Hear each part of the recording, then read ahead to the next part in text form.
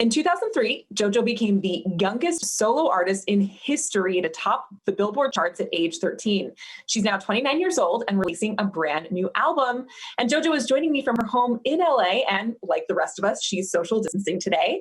She's What's Poppin', and I'm Alex Berg.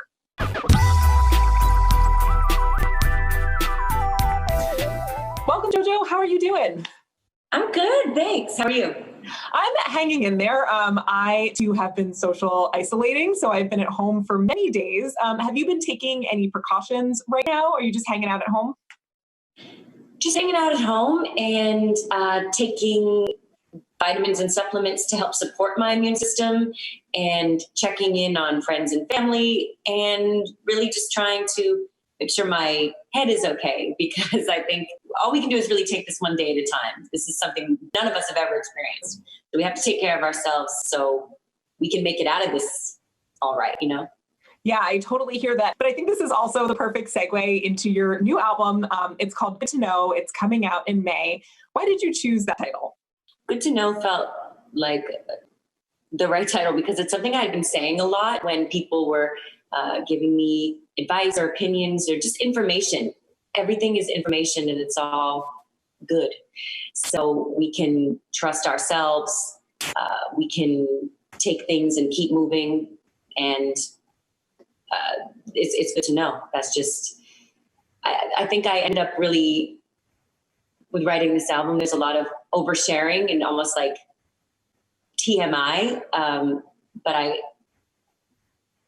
I love when my favorite artists do that. So I just wanted to be as transparent as possible. And it's all good though. It's all good to know. Well, speaking of that kind of opening up, I want to read a lyric from your song, Man. You wrote, "I need somebody who can love me like I love me." So how did you get to that point of self-love and newfound confidence? It's an everyday thing. And I started taking like solo self-guided journeys after my father passed away a few years ago, because I really wanted a way to check in with myself and not take in anybody else's energy or influence. And I started journaling and meditating and developing like a practice. And I've been taking yoga classes since I moved to LA, which was 10 years ago now. And these things have really helped me to show up for myself and to develop a better relationship with myself. I think a lot of us are figuring out how to deprogram some of the things that we learned growing up. There's industries that will make a lot more money with us hating ourselves and being dissatisfied with ourselves rather than loving and accepting ourselves. So kind of tuning into that truth and being like, okay, how can I feel about myself that isn't directly related to what someone else thinks? You know, what lens can I see myself through? Asking a lot of questions. Anyway, it's a long journey. It's like I've arrived, you know, but I really do dig myself. Like I have amazing friends, family, and I can look at myself in the mirror and be like, I'm proud of you. Well, you mentioned it's a long journey, and I want to read something that E! News said about this album. They said, "Reminds just why fans kept the torch burning during your lengthy hiatus." So people might assume that you took a long break, but rather you wrote 100 songs that couldn't be released because of your record label, which sounds like it was just gut-wrenching. How did you overcome that? I mean, is that something that you still think about a lot? Have you let go of it with this new album? I think something that's really helpful in my mental health journey is acceptance and letting go of what you can't control, and then, you know, dealing with what you can control. What I can control is my creative output from this point forward. And, you know, I don't dwell. I really, it's just not helpful. It's not helpful at all. So it was really frustrating, especially during that time where I didn't see a light at the end of the tunnel, but now I'm in that light. And looking backward is just, there's no point. Hmm. It seems like the past year, especially, there's kind of been this awakening in the public about some of the pernicious practices of the music industry.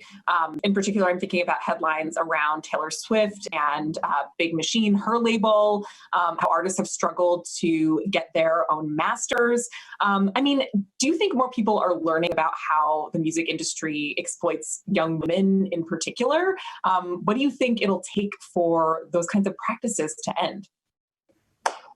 It's not that I'm pessimistic about things changing, because things are changing. And I think that shining a light on examples like you mentioned, with what Taylor Swift has gone through and is currently going through, and even what Kesha went through, and Meg the Stallion and myself, there's just too many instances for it to be it's not a coincidence. This is something that is obviously a serious issue, and we need to rebuild the system. I don't know how that's going to be done, but I see that,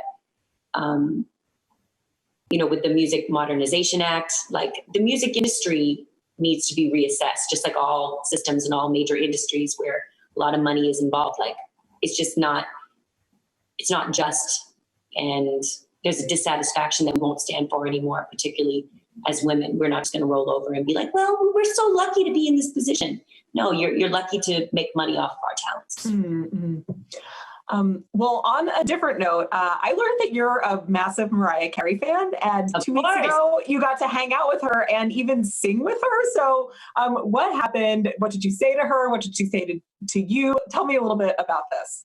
Oh my God. I mean, any young singer, particularly female singer, who says that they aren't a huge fan of Mariah Carey is just lying. Like, she is the best. So for me, it was Whitney Houston and Mariah Carey, and those are the women that really inspired me to sing.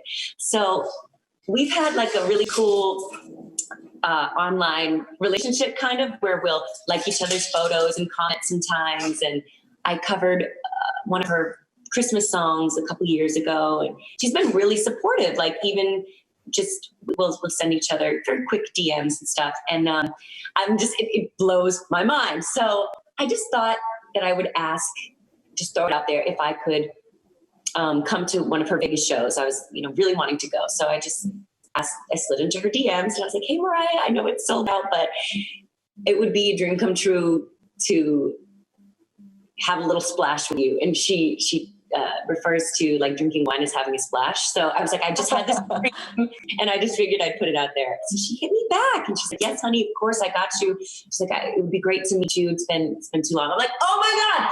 So anyway, me and my friend Parson James drove to Vegas, and we just had a whole like Mariah Saturday or Friday. And she and her team took such amazing care of us. And we had beautiful seats, got to enjoy her show, and then hung out with her backstage and met her whole crew and her team. And it just really inspired me. I got to tell her what she means to me.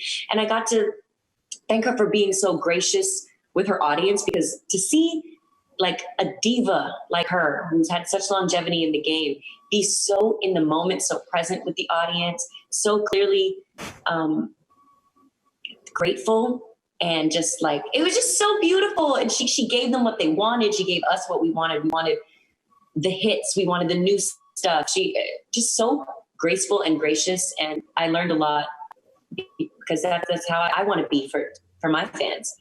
So got to share that with her. And then she invited me to sing along with her and her singers. And it was just a dream come true for a little girl beside me, That is so incredible. Well, listen, it has been so good getting to chat with you. Congrats on the new album. I know fans are so excited. Thank you. I can't wait for you guys to hear it. Good to know, May 1st. Yes. Yes, and your newest single, Man, is out now, and Good to Know drops on May 1st.